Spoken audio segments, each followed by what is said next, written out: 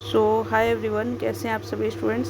So thank you so much. बहुत सारे students ने पीडीएफ लिए थे और विश्वास करके एग्ज़ाम देने गए थे आप लोग, और 100% क्वेश्चन मैच किया। 100% क्वेश्चन मैच किया मेरे इंपॉर्टेंट क्वेश्चन से जो मेरे द्वारा बनाया गया। मेरा नाम मनीषा है और ये रहा पेपर 4 का भी इंपॉर्टेंट क्वेश्चन अपलोड कर रहे हैं। आप लोग से रिक्वेस्ट है कि ऐसे ही लाइक शेयर कमेंट और अपना सपोर्ट दिखाइए और भर भर के, मतलब जिसको होता है ना कि शेयर करें कि क्वेश्चन इसी से आएगा, क्वेश्चन इसी से आएगा।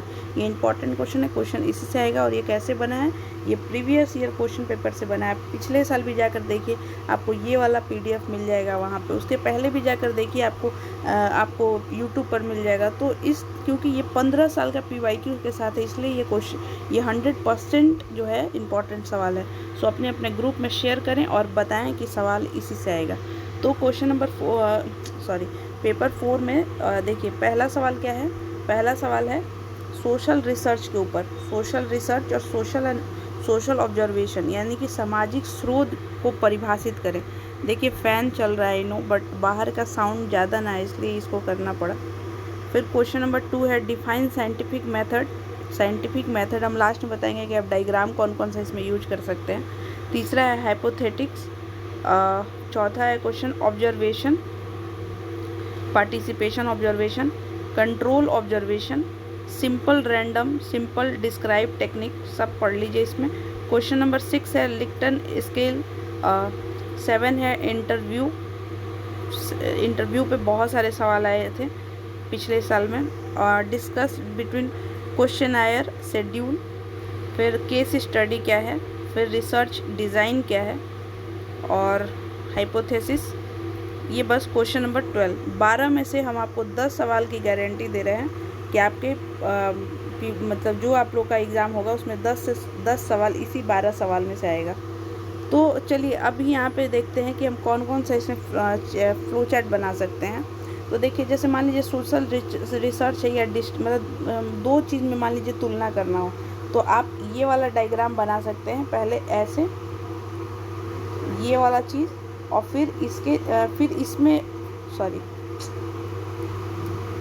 ये वाला डायग्राम बना सकते हैं। ठीक है, ये वाला बॉक्स में डाल दीजिए और यहाँ पे पॉइंट ए पॉइंट बी ऐसे करके लिख सकते हैं। ठीक, फिर यहाँ पे आपसे पूछा गया है, मान लीजिए कि जैसे मेथड पूछा गया है।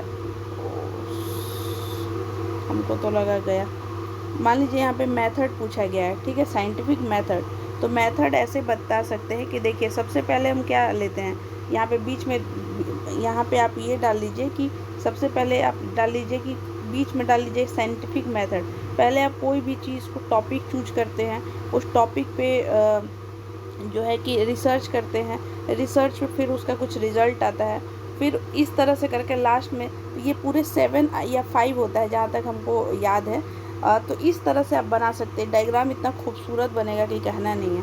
फिर यहाँ पे देखिए, मान लीजिए यहाँ पे वेरियस टाइप दिखाना है, तो टाइप आप दिखा सकते हैं इस तरह से कि 1 टाइप, 2 टाइप, 3 टाइप, 4, ये भी हो सकता है। या आप ये भी डायग्राम बना सकते हैं, ये वाला।